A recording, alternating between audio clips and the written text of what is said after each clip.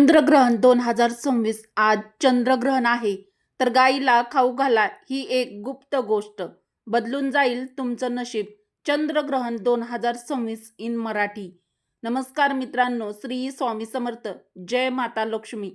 मित्रांनो, आज चंद्रग्रहणाच्या दिवशी स्वामींना नमस्कार करून आजचा दिवस तुम्हाला खूप छान सुखाचा, आनंदाचा जाऊ हीच स्वामी महाराजांच्या चरणी प्रार्थना करून आजच्या या आपल्या नवीन व्हिडिओला सुरुवात करूया. तर मित्रांनो, आज 2026 हे वर्षातील पहिलं चंद्रग्रहण आलेलं आहे. तर आज आहे चंद्रग्रहण. तर हे चंद्रग्रहण खडग्रास चंद्रग्रहण आपल्या भारतामध्ये देखील दिसणार आहे. तर हा अत्यंत विशेष दिवस आहे. 3 मार्च 2026 वार आज मंगळवार. आज आहे खडग्रास चंद्रग्रहण. तर मित्रांनो, ज्योतिष शास्त्रानुसार ग्रहणाचा दिवस काही लोकांसाठी अचानक खर्च घेऊन येऊ शकतो. काही लोकांच्या जीवनामध्ये मानसिक ताण देखील या चंद्रग्रहणामुळे वाढू शकतो आणि काहींच्या जीवनामध्ये अडथळे अडचणी वाढवू शकतो. तर काही लोकांसाठी हाच दिवस अडथळे अडचणी दूर करून नशीब उजळवणारा ठरू शकतो. तर हा चंद्रग्रहणाचा अत्यंत महत्त्वाचा दिवस आहे. म्हणून सर्वात मोठा प्रश्न आहे, जर आज तुम्ही ग्रहणाचा परिणाम नुकसानात बदलू देणार आहात की त्याचं या संधीचं सोनं करणार आहात, म्हणजेच याचं रूपांतर तुम्ही लाभात करणार आहात. त्यामुळे हा व्हिडिओ शेवटपर्यंत नक्की बघा, कारण मी शेवटी तुम्हाला एक गुप्त असा उपाय सांगणार आहे, जो आपल्या हिंदू धर्मशास्त्रामध्ये आणि ज्योतिष शास्त्रामध्ये अत्यंत गुप्त व तितकाच प्रभावी देखील मानला गेला आहे. त्यामुळे व्हिडिओ स्किप न करता शेवटपर्यंत बघा. चंद्रग्रहणाचे आध्यात्मिक महत्त्व काय? तर चंद्रग्रहण हा केवळ खगोलीय प्रसंग नाही, हा ऊर्जा परिवर्तनाचा काळ असतो. वैज्ञानिकदृष्ट्या जेव्हा पृथ्वी, सूर्य आणि चंद्र एकाच सरळ रेषेत येतात तेव्हा ग्रहण घडते आणि या काळात चंद्राची ऊर्जा कमकुवत होते असं वैज्ञानिकदृष्ट्या मानलं जातं. तर ज्योतिषशास्त्रानुसार चंद्र मनाचा कारक ग्रह आहे.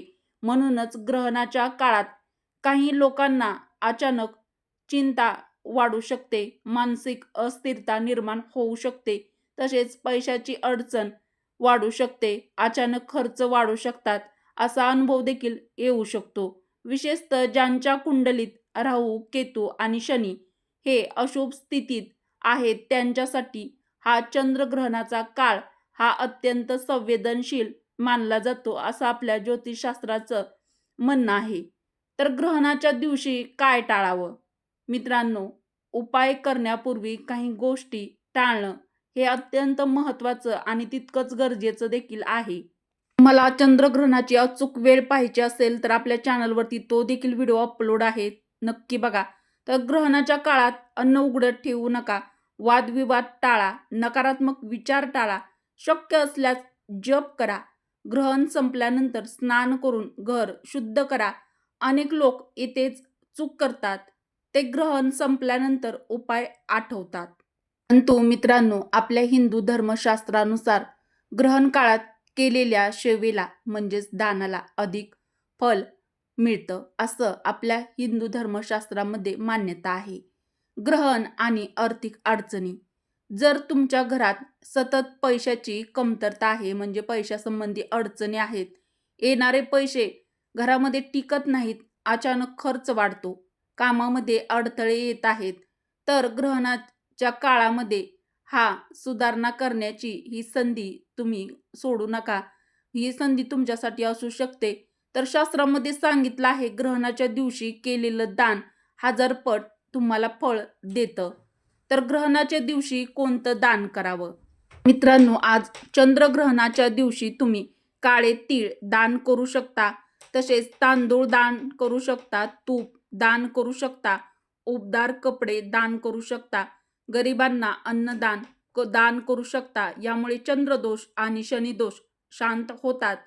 पण या सर्वापेक्षा एक अत्यंत सोपा आणि प्रत्येकजण करू शकेल असा विशेष उपाय आहे, जो अत्यंत सोपा आहे आणि त्याची पद्धत जर तुम्ही योग्य पद्धतीने केली म्हणजेच योग्य पद्धत असली तर त्याचं फळ तुम्हाला निश्चितच मिळणार आहे.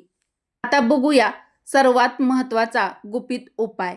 मित्रांनो, चंद्रग्रहणाच्या काळात फार कमी लोकांना माहीत आहे की ग्रहणाच्या दिवशी गायीची सेवा केल्यास ग्रहांचा अशुभ प्रभाव जो तुमच्या कुंडलीमध्ये आहे तर तो कमी होतो. आपल्या हिंदू धर्मशास्त्रामध्ये गाय ही 33 कोटी देवतांचे निवासस्थान मानली गेली आहे. त्यामुळे गायीला सर्वोच्च स्थान दिलं गेलेलं आहे. तर चंद्रग्रहणाच्या दिवशी गायीला खाऊ घाला ही एक गोष्ट. तर गायीला काय खाऊ घालावे? आजच्या दिवशी तुम्ही गायीला गूळ आणि ताजी पोळी स्वतःच्या हाताने तयार करून स्वतःच्या हाताने खाऊ घाला. पण मित्रांनो, लक्षात ठेवा, ग्रहण सुरू होण्यापूर्वी स्नान करा, स्वच्छ कपडे परिधान करा, मन शांत ठेवा. शक्य असल्यास कोणालाही न सांगता ही सेवा गायीची करा. म्हणजे जो तुम्हाला उपाय सांगितलेला आहे तो करू शकता. म्हणजेच गूळ म्हणजे गोडवा आणि लक्ष्मीचं प्रतीक म्हणजे पोळी म्हणजेच अन्नसंपन्नता. जेव्हा तुम्ही श्रद्धेने गायीला गूळ पोळी देता तेव्हा त्या माध्यमातून भगवान विष्णू आणि माता लक्ष्मी आणि चंद्रदेव यांचे विशेष आशीर्वाद तुम्हाला मिळतात अशी आपल्या हिंदू धर्मामध्ये मान्यता आहे.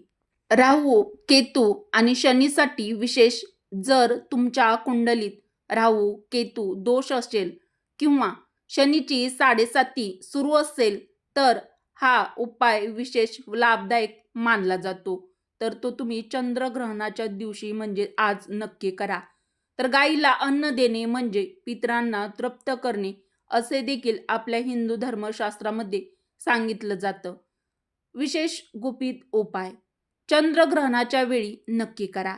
गायीला गूळ पोळी खाऊ घातल्यानंतर तुम्ही 11 वेळा ओम नमः शिवाय या महामंत्राचा जप अवश्य करा. यामुळे तुम्हाला मानसिक शांती मिळेल आणि तुमच्या कामामध्ये जे काही अडथळे येत आहेत तर ते अडथळे कमी होतात असं सांगितलं जातं. मित्रांनो, चंद्रग्रहण हा भीतीचा दिवस नाही तर तो जागृतीचा दिवस आहे. योग्य श्रद्धा, योग्य कृती आणि सेवाभाव असेल तर हा दिवस तुमच्या आयुष्यात सकारात्मक बदल घडवू शकतो. तर आजच्या चंद्रग्रहणाच्या दिवशी तुम्ही गोमातेची म्हणजेच गायीची सेवा किंवा देवाची सेवा आजच हा उपाय नक्की करा आणि तुमचा अनुभव कमेंट बॉक्समध्ये नक्की लिहा. मित्रांनो, उपयुक्त व्हिडिओ आवडला असेल तर व्हिडिओला एक लाईक अवश्य करा व मराठी रोहिणी किचन आपल्या चॅनलला सबस्क्राईब देखील जरूर करा व कमेंट बॉक्समध्ये ओम सोमाय नमः किंवा जय माता लक्ष्मी नक्की टाईप करा. उपयुक्त व्हिडिओ तुमच्या मित्र परिवारासोबत बहिणींसोबत जास्तीत जास्त शेअर देखील नक्की करा. चला तर मग परत भेटू अशाच एखाद्या छानशा व्हिडिओमध्ये. व्हिडिओ शेवटपर्यंत पाहिल्याबद्दल तुम्हा सर्वांचे मनापासून धन्यवाद. श्री स्वामी समर्थ. जय माता लक्ष्मी. जय श्रीकृष्ण. श्री स्वामी समर्थ. ओम नमः शिवाय. ओम सोमाय नमः. धन्यवाद.